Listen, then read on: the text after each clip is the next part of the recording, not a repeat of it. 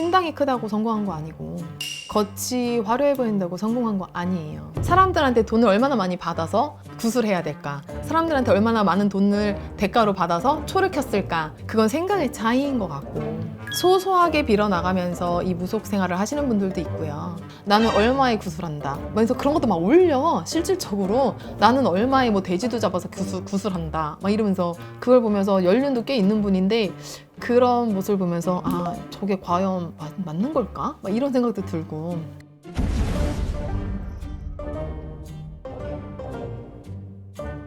안녕하세요. 천하갈미 천부인당입니다. 네, 안녕하세요, 선생님. 안녕하세요. 네.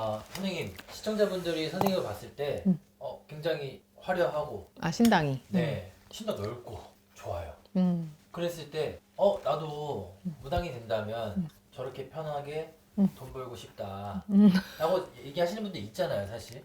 막상 그러면 무당으로서 성공, 이런 거 좀 웃기지만 성공하는 팔자와 조건에 대해서 한번.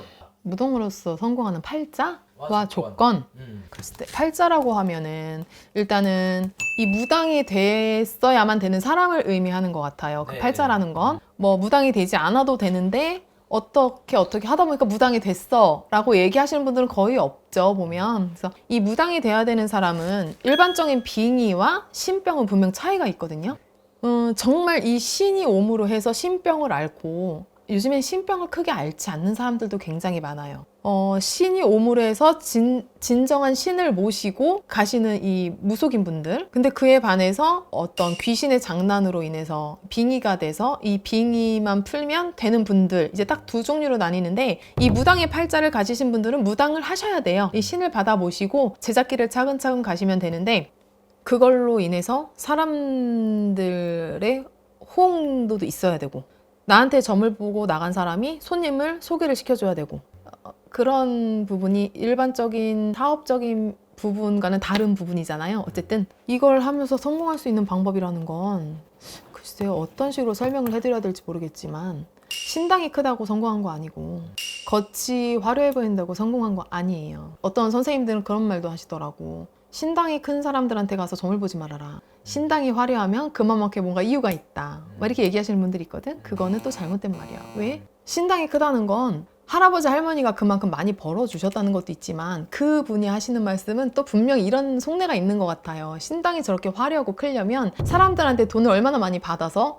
구슬해야 될까? 사람들한테 얼마나 많은 돈을 대가로 받아서 초를 켰을까? 그러니까 그 돈을 벌어서 신당에다 저렇게 투자를 했겠지. 막 이런 개념으로 이제 말씀을 하시는 것 같은데, 그건 생각의 차이인 것 같고, 소소하게 빌어나가면서 이 무속 생활을 하시는 분들도 있고요. 정말 그것도 신에 따라 틀린 것 같아요. 소소하게 빌면서 가시는 분들이 있고, 아니면 정말 구슬에도 큰 몫어치가 들어오시는 분들이 있고 그래요. 이제 그거는 그 차이인 것 같고, 인간의 욕심으로 한도 끝도 없이 막 돈만 바라고 해서 신당이 크다, 이거는 어불성설이고, 이 길을 가면서 성공할 수 있는 방법은 그냥 딱 하나예요. 한결 같은 거. 그냥 차근차근 가는 거. 한 번에 10계단을 뛰어 오르려고 하지 말고, 한 계단 한 계단 오르기가 굉장히 힘들더라도 그냥 버티는 거. 때로는 진짜 악으로도 버텨야 되는 거. 그런 좀, 이건 공부를 하는 학생이든 사업을 하는 사람이든 직장 생활을 하시는 분들이든 힘든 시기가 누구나 다 있잖아요. 그런 시기에 하기 싫다고 그냥 내팽개치고, 내 눈에 보이지 않는다고 해서 등한시하고, 그렇게 하지 말고 그냥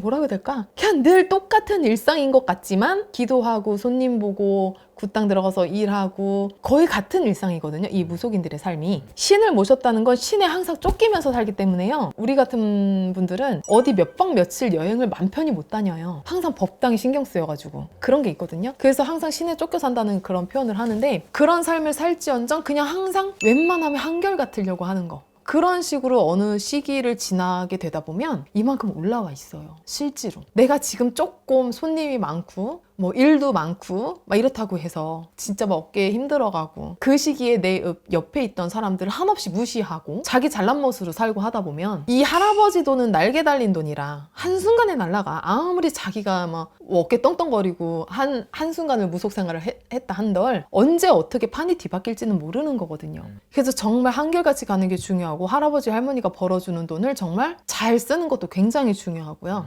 내 주위에 있는 사람들을 항상 잘 챙기는 것도 굉장히 중요하고, 무속이라는 삶이 어찌 보면은 거기서 거기인 거지만 이 높낮이가 굉장히 있는 부분이기도 하거든. 이 지식이라는 거에 있어서. 근데 내가 조금 더 많이 안다고 해서 상대방을 너무 내려까는 것도 아닌 것 같고, 또 같은 직종이지만 존경을 해야 될 분은 그 부분은 맞다고 존경할 줄도 알아야 되고, 그런 게 좀 있어야 되는데 너무 비방만 하고, 상대방이 내가 어떤 분을 봤는데 어떤 다른 이제 제자분들이 이제 굿하는 걸 보셨나 봐. 인스타나 뭐 이런 걸 통해서. 근데 그렇게 끝없이 비방을 하더라고요. 그러면서 나는 얼마에 구슬한다. 그래서 그런 것도 막 올려. 실질적으로 나는 얼마에 뭐 돼지도 잡아서 구슬한다. 막 이러면서, 그걸 보면서 연륜도 꽤 있는 분인데 그런 모습을 보면서 저게 과연 맞는 걸까? 막 이런 생각도 들고. 그래서 서로가 존중을 하면서, 이 제자는 내 할아버지 할머니한테 항상 한결만 같아라. 근데 한결 같은 게 가장 힘든 거예요. 정말 힘들어요. 시기마다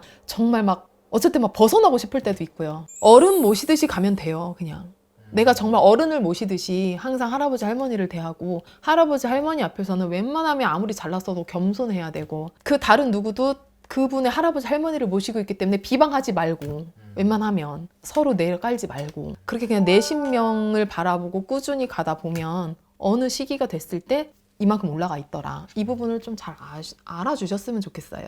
감사합니다, 선생님. 감사합니다.